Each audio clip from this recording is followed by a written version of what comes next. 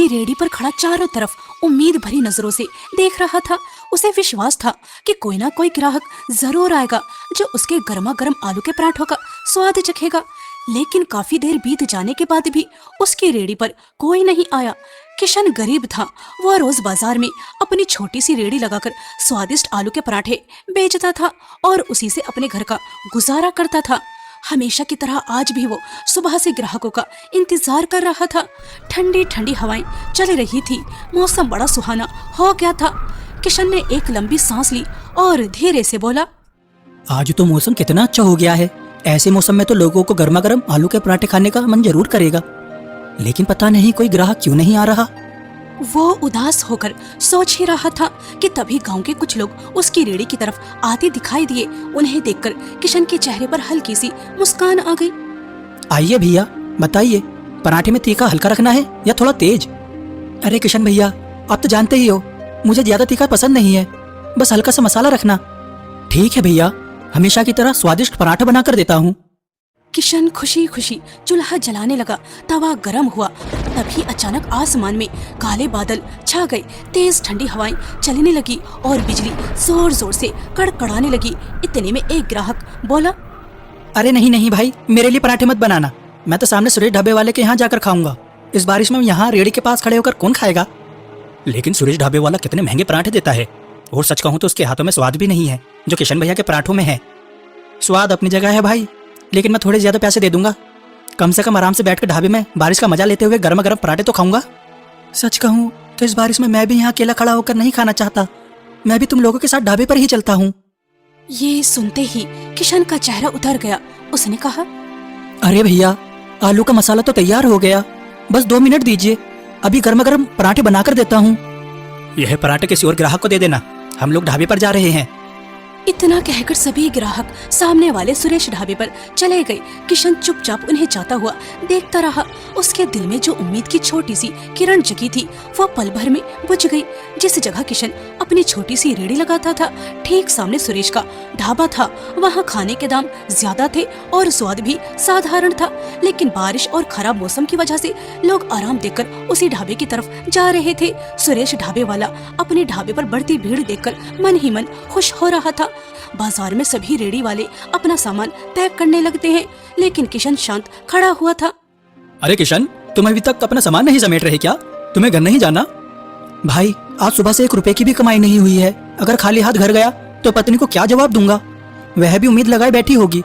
सोच रहा हूँ थोड़ी देर और रुक जाऊं, शायद कोई ग्राहक आ ही जाए। भैया किशन, मौसम बहुत खराब है, ऐसे मौसम में भला तुम्हारे आलू के पराठे खरीदने कौन बाहर निकलेगा? सामने सुरेश का ढाबा भी है, लोग वहीं चले जाएंगे, तुम बेकार में समय बर्बाद कर रहे हो। हाँ भाई, बस थोड़ी देर और इंतजार कर लेता हूँ, फिर मैं भी चला जाऊंगा। धीरे धीरे सभी रेहड़ी वाले अपना सामान समेटकर वहाँ से चले गए। अब पूरे बाजार में केवल किशन की रेहड़ी बची थी। तेज हवाएं चलने लगी थी। बारिश की मोटी मोटी बूंदें गिरने लगी थी। किशन अपनी रेहड़ी को बचाने के लिए पास के एक पेड़ की आड़ में खड़ा हो गया। काफी देर तक इंतजार करने के बाद भी कोई ग्राहक नहीं आया। किशन थक चुका था। उसने उदास होकर आसमान की तरफ देखा और मन ही मन सोचने लगा, लगता है आज किस्मत में कमाई लिखी ही नहीं है। अब समय बर्बाद करने से अच्छा है कि मैं घर चला जाऊं। किशन अपना सामान समेट ही रहा था कि तभी एक बुजुर्ग औरत बारिश में भीगते हुए उसके पास आई। बेटा, कुछ खाने को मिलेगा क्या? अम्मा जी, तेज बारिश आने वाली है, इसलिए मैंने सब सामान पैक कर लिया था, लेकिन आपके लिए मैं फिर से चूल्हा जला लेता हूँ। बताइए कितने पराठे बनाऊं? बेटा, भूख तो बहुत जोर की लगी है, 4-5 पराठे खा सकती हूँ। ठीक है अम्मा जी, मैं अभी गर्मा गर्म आलू के पराठे बना कर देता हूँ। कम मसाले वाले बनाऊं ना? लेकिन तुम्हें देने के लिए मेरे पास एक थैला भी नहीं है। अम्मा जी, आप पैसों की चिंता क्यों करती हैं? भूखे को खाना खिलाना सबसे बड़ा पुण्य होता है। मैं अभी आपके लिए गर्मा गर्म स्वादिष्ट आलू के पराठे बना कर लाता हूँ। किशन का ठंडी हवाओं के बीच तवा धीरे धीरे गर्म होने लगा और फिर शुद्ध देसी घी में सुनहरे आलू के पराठे सेकने लगा। ऊपर से उसने मक्खन लगाया। गर्मा गर्म पराठों की खुशबू दूर तक फैल गई।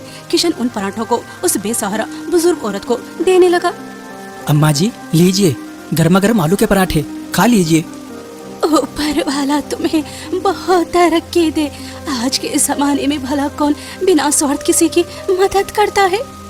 अम्मा जी, मैं खुद एक गरीब इंसान हूँ, लेकिन मेरी माँ ने मुझे बचपन से यही सिखाया है कि अगर तुम्हारे पास थोड़ा भी हो तो उसमें ज़रूरतमंद की मदद करनी चाहिए। वो बुजुर्ग औरत किशन को ढेर सारी दुआएं देने लगी। किशन ने आसमान की तरफ देखा और एक ठंडी सांस भरी। अब तक उसे समझ आ चुका था कि आज उसकी किस्मत में कमाई नहीं लिखी, लेकिन फिर भी उसके चेहरे पर कोई शिकायत नहीं थी। बारिश तेज हो चुकी थी। किशन अपनी भीगी हुई रेड़ी को धक्का देता हुआ घर की ओर चल पड़ा। घर पहुंचते ही उसकी पत्नी सुमन उसके पास आई। अजी, आज आने में इतनी देर क्यों लगा दी? सुमन, आज 1 रुपए की भी कमाई नहीं हुई। ग्राहकों का इंतजार करता रहा। लोग मेरी रेड़ी तक आए, लेकिन किसी ने पराठा नहीं खाया। अब सीधे सुरेश के ढाबे पर चले गए। अरे बेटा, ये तू क्या कह रहा है? गांव वालों को तो तेरे हाथ के बने देसी घी और मक्खन वाले आलू के पराठे बहुत पसंद है। फिर आज सब सुरेश के ढाबे पर क्यों चले गए? माँ, मेरी तो बस एक छोटी सी रेड़ी है और सुरेश का बड़ा ढाबा। वहाँ कुर्सियाँ हैं, छत है, लोग आराम से बैठकर खाना खाते हैं। अब मानसून शुरू हो गया है, बारिश में कौन मेरी खुली रेड़ी पर खाना खाएगा? मुझे नहीं लगता कि अच्छी कमाई हो पाएगी। बेटा, इंसान को मेहनत करना कभी नहीं छोड़ना चाहिए। तो अपनी जान लगाकर मेहनत करता है, बाकी जो किस्मत में लिखा है वही मिलेगा। लेकिन मेहनत करने वाला इंसान कभी हारता नहीं। मैंने सोचा था कि इस मानसून में चौपाल पर एक छोटी सी पक्की दुकान ले लूंगा और अपना आलू का पराठे का व्यापार बढ़ाऊंगा, लेकिन लगता है इस साल भी यही रेड़ी धकेलनी पड़ेगी। किशन परेशान था। मानसून का मौसम शुरू हो चुका था और लगातार बारिश की वजह से उसकी रेड़ी पर ग्राहक बहुत कम आने लगे थे। उसे चिंता सताने लगी थी। आखिरकार वो अपनी पत्नी और माँ का ख्याल कैसे रखेगा? अगली सुबह किशन फिर एक नई उम्मीद के साथ उठा। अपनी आलू पराठे वाली रेड़ी लेकर बाजार की तरफ निकल पड़ा। बाजार पहुंचकर उसने अपनी रेड़ी लगाई और ग्राहकों का आने का इंतजार करने लगा। कुछ देर बाद 2 ग्राहक उसकी रेड़ी के पास आए। किशन भैया, गरम गरम तो चटपटे आलू के पराठे लगा दीजिए, और हाँ, चटनी थोड़ी ज्यादा देना, आपकी चटनी बहुत स्वादिष्ट होती है। बस 5 मिनट दीजिए। किशन तुरंत काम में लग गया। थोड़ी ही देर में उसने घी में सने हुए गर्मा गर्म पराठे चटनी के साथ ग्राहकों को परोस दिए। उसी समय शहर से आए 2 अमीर आदमी वहां पहुंचे। उन्होंने महंगे सूट बूट पहन रखे थे। उन्हें देखकर पास में ढाबा चलाने वाला सुरेश जोर से आवाज लगाने लगा। अरे भाई साहब, इस छोटी सी रेड़ी पर खड़े होकर पराठे खाना आपको शोभा नहीं देता? आइए मेरे ढाबे पर, आराम से बैठकर बढ़िया खाना मिलेगा। भाई, जब आपके ढाबे पर ग्राहक आते हैं तब मैं उन्हें अपनी रेड़ी पर नहीं बुलाता, फिर आप मेरे ग्राहकों को क्यों बुला रहे हो? अरे किशन, यह शहर के बड़े लोग हैं। अगर तेरी रेड़ी के पराठे खाएंगे तो हमारे गांव का नाम खराब होगा। इन्हें मेरे ढाबे पर आने दो। सुरेश भाई, ग्राहक को रोकने वाले ना आप और ना मैं। यह उनकी अपनी मर्जी है कि उन्हें कहाँ खाना पसंद है। मेरी नाक दूर से ही खाने की खुशबू पहचान लेती है। तुम्हारे पराठों की खुशबू ही बता रही है कि स्वाद भी लाजवाब होगा। 2 पराठे मेरे लिए और 2 मेरे दोस्त के लिए, जल्दी से बना दो। ये सुनकर किशन के चेहरे पर हल्की सी मुस्कान आ गई। कुछ ही देर में किशन ने गर्मा गर्म आलू के पराठे चटनी और रायते के साथ उन दोनों के सामने परोस दिए। वाह भैया, ये आलू के पराठे तो कमाल के हैं। इतने स्वादिष्ट पराठे तो मैंने बड़े बड़े महंगे रेस्टोरेंट में भी नहीं खाए। एक पराठा और खिलाइए और कुछ घर के लिए भी पैक कर दीजिए। धन्यवाद साहब, लेकिन असली स्वाद मेरे हाथों में नहीं, हमारी ईमानदारी में है। इन पराठों में जो मसाले पड़ते हैं वो बिल्कुल शुद्ध होते हैं। मेरी माँ और पत्नी अपने हाथों से सब तैयार करती हैं। हम खाने में कभी भी मिलावट नहीं करते। बस इसी ईमानदारी और मेहनत को कभी मत छोड़ना। याद रखना, मेहनत और सच्चाई इंसान को एक दिन बहुत ऊंचा जरूर ले जाती है। अच्छा, कितने पैसे हुए? साहब, पूरे 200 रुपए हुए। वो शहरी व्यक्ति जैसे ही जेब से अपना वॉलेट निकालने लगा, उसका चेहरा अचानक उतर गया। अरे, यह क्या? भैया माफ करना, लगता है मेरा वॉलेट कहीं गिर गया है। मेरे पास तो अभी पैसे देने के लिए नहीं है और मैंने बिना सोचे समझे इतने पराठे खा लिए। कोई बात नहीं साहब, जब दोबारा इस गांव में आना हो तब दे देना। वो अमीर व्यक्ति किशन को धन्यवाद कहकर वहां से चला गया। समय बीतता गया। कुछ दिनों बाद फिर एक बरसाती शाम आई। आसमान में काले बादल छाए हुए थे। बिजली जोर जोर से चमक रही थी और हल्की बूंदाबांदी शुरू हो चुकी थी। किशन अपनी रेड़ी के पास खड़ा सोच रहा था कि शायद आज भी कमाई नहीं होगी। तभी दूर से एक बड़ी चमचमाती गाड़ी आकर रुकी। गाड़ी से वही शहरी व्यक्ति उतरा। उस दिन आपने एक अनजान मुसाफिर पर भरोसा किया था, बिना पैसे लिए उससे पेट भर खाना खिलाया था। आज मैं सिर्फ आपके पैसे लौटाने नहीं आया। आज आपके पास जितने भी पराठे बनाने की सामग्री है, सबके पराठे बना दीजिए। मुझे सारे पराठे चाहिए। ये सुनते ही किशन की आंखें चमक उठी। जिसे आज पूरे दिन एक ग्राहक की उम्मीद नहीं थी, उसकी सारी मेहनत एक ही पल में सफल होती दिखाई देने लगी। लेकिन पास में ही अपने ढाबे पर बैठा सुरेश ये सब देख रहा था। उसके चेहरे पर जलन साफ नजर आ रही थी। किशन की तो किस्मत खुल गई। अब शहरी लोग भी इसके पराठों की तारीफ करने लगे हैं। अगर ऐसा ही चलता रहा तो एक दिन यह बड़ा ढाबा खोल लेगा और लोग मेरे ढाबे पर आना बंद कर देंगे। रामू, रामू, जरा इधर आ। सुरेश अपने ढाबे पर काम करने वाले रामू को अपने पास बुलाता है और उससे कहता है, अभी के अभी किशन की रेहड़ी पर जाओ और ऐसा हंगामा करो कि वह शहरी आदमी यहाँ से चला जाए और दोबारा कभी किशन की रेहड़ी की तरफ देखने भी ना आए। यह काम आपका मुझसे नहीं मालिक, किसी और से करवाना चाहिए। अगर किशन ने मुझे पहचान लिया तो वह सबको सच बता देगा। तेरी बात में दम तो है। चल ठीक है, यह काम किसी और से करवाता हूँ। दरअसल सुरेश अंदर ही अंदर जल रहा था। अब तक बाजार में सबसे ज्यादा ग्राहक उसी के ढाबे पर आते थे, लेकिन पिछले कुछ दिनों से लोग किशन के स्वादिष्ट आलू के पराठों की तारीफ करने लगे थे। शहर से आए लोग भी उसके पराठों की खूब प्रशंसा कर रहे थे। ये सब देखकर सुरेश के मन में ईर्ष्या भर गई थी। एक दिन उसने अपनी जलन में आकर एक भाड़े के आदमी को किशन की रेहड़ी पर भेज दिया। किशन हमेशा की तरह मुस्कुराया। उसने साफ हाथों से गर्मा गर्म आलू के पराठे बनाए और सुरेश के भेजे हुए आदमी को पराठे खाने को दिए। और कुछ ही देर बाद अचानक वो जोर जोर से चिल्लाने लगा, अरे यह कैसे पराठे बनाए हैं तुमने? बिल्कुल भी स्वादिष्ट नहीं है। इन्हें खाते ही मेरे पेट में दर्द शुरू हो गया है। लगता है तुम गंदगी से खाना बनाते हो और मसाले भी नकली इस्तेमाल करते हो। नहीं भाई साहब, ऐसा मत कहिए। मैं बहुत साफ सफाई से खाना बनाता हूँ। देखिए मेरी रेहड़ी बिल्कुल साफ है और मसाले तो मेरी माँ और पत्नी अपने हाथों से घर में तैयार करती हैं। उनमें रत्ती भर भी मिलावट नहीं होती। तो क्या मैं झूठ बोल रहा हूँ? जरूर तुम्हारे पराठों में मिलावट है, तभी तो मेरी तबीयत खराब हो गई है। अरे गांव वालों, इसके आलू के पराठे मत खाना, नहीं तो तुम भी बीमार पड़ जाओगे। किशन भाई, 2 पैसे ज्यादा कमाने लगे तो तुमने बेईमानी शुरू कर दी। मसालों में भी मिलावट करने लगे। गाँव वाले तुम पर भरोसा करके खाना खाते हैं और तुम उन्हीं के साथ धोखा कर रहे हो। सुरेश भाई, मैं भूखा रह लूंगा लेकिन बेईमानी का 1 रुपया भी नहीं कमाऊंगा। मेरे आलू के पराठे में रत्ती भर भी मिलावट नहीं है। मैं हमेशा साफ सफाई और ईमानदारी का ध्यान रखता हूँ। लेकिन सुरेश और उसका भेजा हुआ आदमी लगातार हंगामा करते रहे। उनकी बातें सुनकर ग्राहक आपस में बातें करने लगे। क्या पता सच में मिलावट हो। अगर पराठे खाकर हमारी तबीयत खराब हो गई तो? धीरे धीरे सभी ग्राहक वहां से हटने लगे। किशन बार बार लोगों को समझाता रहा, लेकिन उस समय कोई उसकी बात सुनने को तैयार नहीं था। अपनी मेहनत और ईमानदारी पर झूठा आरोप लगता देखकर किशन का दिल टूट गया। शाम को उदास होकर वो घर लौटता है। अरे बेटा, तू गांव वालों की बातों की इतनी चिंता क्यों करता है? वो शहरी बाबू, क्या नाम है उसका, विजय, वो तो हर हफ्ते तेरी रेहड़ी से सारे पराठे खरीद कर ले जाता है। इस मानसून में उसी के भरोसे हमारा गुजारा हो जाएगा। माँ, मेरे पराठों में मिलावट की बात पूरे गाँव में आग की तरह फैल चुकी है। आपको क्या लगता है जब विजय बाबू यह सब सुनेंगे तो वह मेरे पराठे खरीदेंगे? नहीं माँ, अब कोई मुझ पर भरोसा नहीं करेगा। बेटा, सच कभी छुपता नहीं। हमने कोई बेईमानी नहीं की। हमारे मसाले शुद्ध हैं।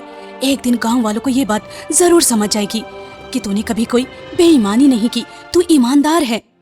सुमन और कावेरी किशन को हिम्मत देती रही। अगले दिन किशन फिर एक नई उम्मीद और हल्की सी मुस्कान के साथ बाजार में अपनी रेहड़ी लगाता है। वो ग्राहकों के आने का इंतजार करने लगता है। तभी सुरेश ताना मारते हुए कहता है, अब यहाँ बैठकर मक्खियाँ मारने से कोई फायदा नहीं है किशन। तेरे पास अब कोई ग्राहक नहीं आने वाला। किशन चुपचाप उदास होकर बैठ जाता है, जबकि सुरेश मन ही मन मुस्कुरा रहा होता है। कुछ देर बाद अचानक एक चमचमाती महंगी कार आकर किशन की रेहड़ी के सामने रुकती है। कार से वही अमीर शहरी व्यक्ति विजय उतरता है। किशन तुरंत खड़ा हो जाता है। साहब, आप गांव वालों की बात पर विश्वास मत कीजिए। मेरे मसाले बिल्कुल शुद्ध हैं। मैं पूरी ईमानदारी से काम करता हूँ। मेरे आलू के पराठों में कोई मिलावट नहीं है। एक बार फिर से खाकर देखिए, यह सब झूठी अफवाह है। किशन, मैं किसी की बातों में आने वालों में से नहीं हूँ। तुम्हारे आलू के पराठे सच में बहुत स्वादिष्ट हैं। तुम्हारे हाथों में अलग ही स्वाद है, लेकिन उससे भी ज्यादा मुझे तुम्हारी ईमानदारी और सच्चाई पसंद आई। इसलिए मैं तुम्हारे साथ काम करना चाहता हूँ। साहब, मैं कुछ समझा नहीं। आप मेरे साथ कैसा काम करना चाहते हैं? मैं बहुत समय से अपना व्यापार शुरू करने के बारे में सोच रहा था। हाईवे पर मेरी एक जमीन पड़ी है। हम वहाँ एक ढाबा खोलेंगे, खास तौर पर आलू के पराठे और अदरक वाली कड़क चाय का। पैसा और जमीन मेरी होगी और स्वादिष्ट आलू के पराठे तुम बना कर दोगे। किशन ये सुनकर बहुत खुश हो गया। उसे अपनी किस्मत पर विश्वास ही नहीं हो रहा था। घर पहुंचकर उसने सारी बात अपनी पत्नी और माँ को बताई।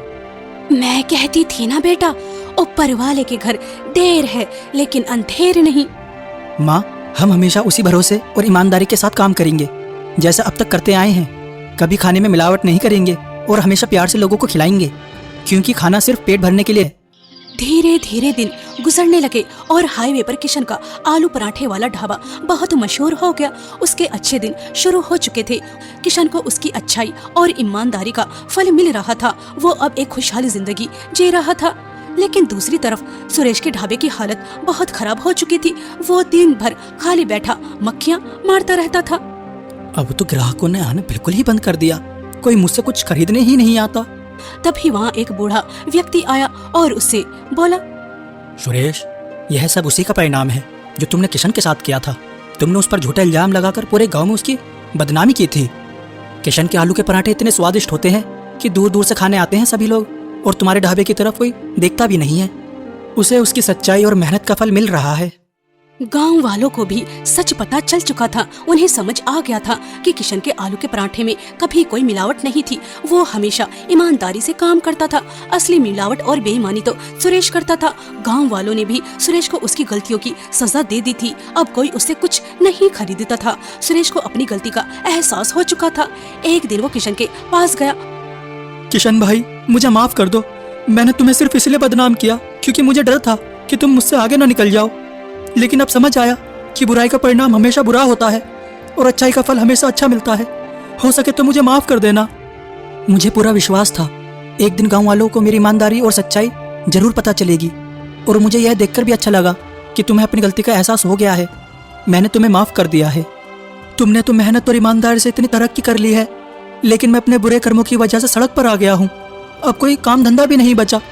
घर की हालत बहुत खराब हो गए हैं। सुरेश, दुखी मत हो। अब मेरा काफी काम बढ़ गया है। अगर तुम चाहो तो मेरे साथ काम कर सकते हो। यह जानते हुए भी कि मैंने तुम्हारे साथ कितना बुरा किया, फिर भी तुम मुझे अपने यहाँ काम पर रख रहे हो। इंसान से गलती हो जाती है, लेकिन सबसे बड़ी बात यह है कि उसे अपनी गलती का एहसास हो। तुम्हें अपनी गलती समझ आ गई है, बस यही काफी है। ज्यादा मत सोचो और कल से काम पर आ जाओ। किशन की ये बातें सुनकर सुरेश की आंखों में आंसू आ गए। उस दिन के बाद सुरेश ने भी ईमानदारी और मेहनत के रास्ते पर चलना शुरू कर दिया। किशन की अच्छाई और सच्चाई ने एक बुरे इंसान की जिंदगी बदल दी। इसीलिए हमें हमेशा सच्चाई और ईमानदारी के रास्ते पर चलना चाहिए, क्योंकि अच्छाई का परिणाम हमेशा अच्छा ही होता है।